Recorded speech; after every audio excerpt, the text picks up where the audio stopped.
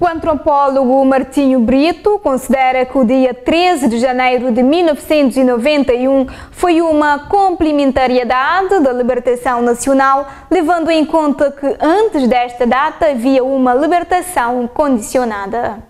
Nas palavras do antropólogo Martinho Brito, foi o 13 de janeiro de 1991 que trouxe a liberdade na sua forma total. Eu considero que o que está na base do 13 de janeiro é a chamada, para mim, aquilo que eu chamo de independência incompleta. Em 5 de julho, houve independência que, segundo a visão de Cabral, seria total e imediata. Essa independência total, do ponto de vista do colono e do colonizado, houve um pouco, mas do ponto de vista dos colonizados, e sobretudo da Primeira República, e, do meu ponto de vista, eu considero que não houve, a independência não era total. Tínhamos independência, sim, política, passamos a ter uma nação-Estado, e passamos a ter a nossa decisão sobre políticas económicas, sociais e culturais, mas a liberdade que é o 13 de janeiro que trouxe a liberdade total, porque havia democracia durante esse período, mas a democracia não aparecia graças a a matriz, sobretudo o artigo 4º que existia dentro do partido.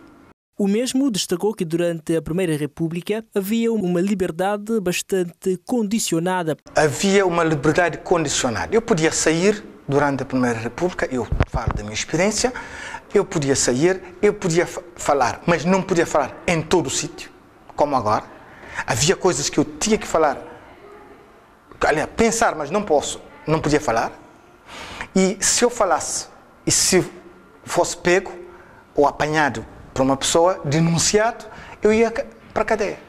Coisa que hoje já houve liberdade de imprensa, mas liberdade individual, isso que é importante. 3 de janeiro trouxe liberdade, é verdade que essa liberdade, se não tivermos cuidado, sobretudo de 91, houve um bocado uma confusão entre aquilo que eu chamo de liberdade e libertinagem. O antropólogo apontou, no entanto, os ganhos da liberdade democrática para o povo cabo-verdiano. O mesmo destacou que 13 de janeiro é um património cultural imaterial que o Estado deve preservar. Não se podia, os escritores não podiam escrever livremente. Isto também é verdade. Os compositores não podiam escrever músicas livremente. Nós vimos várias músicas do nosso saudoso Norberto Tavares, para não dizer Bulemundo e outros grupos musicais, que na altura, antes de 91, eram sancionados. Onde podia não ser como no tempo da repressão colonial, mas eram sancionados de certa forma. Não passavam nas rádios, na televisão, não sei o quê, e pronto, enfim, não se podia fazer.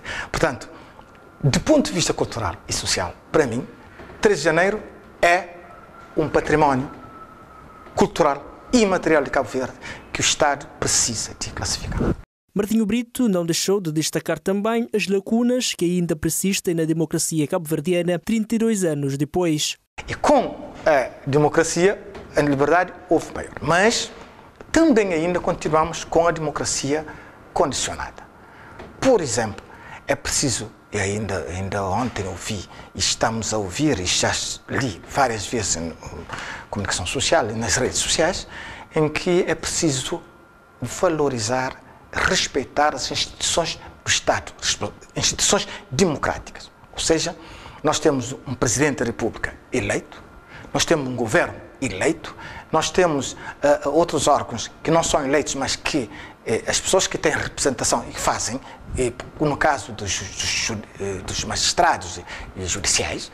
Então, é preciso que